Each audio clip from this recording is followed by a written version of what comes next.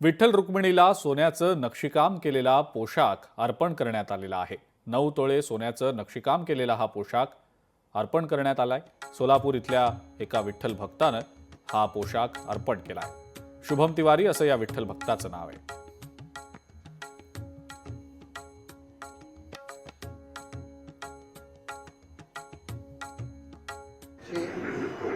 नित्यपूजा जी रोज होत असते ती पूजा रात्री बरोबर 1 वाजता संपन्न होईल आणि त्याला सोलापूरचे शुभम तिवारी यांनी जो पूर्ण सोन्याच्या अलंकाराने विणलेला जो ड्रेस आहे तो घालण्यात येईल। त्यांची इच्छा आहे की एकादशीच्या दिवशी तो ड्रेस परिधान करावा। त्यानंतर बरोबर 2:20 या राज्याचे मुख्यमंत्री आदरणीय फडणवीस साहेब महापूजा करतील आणि त्यांचा हा जो ड्रेस आत्ता चाललेला आहे तो ड्रेस परिधान करण्यात येईल आणि तो ड्रेस पूर्ण दिवसभर वस्त्र देवाच्या अंगावर।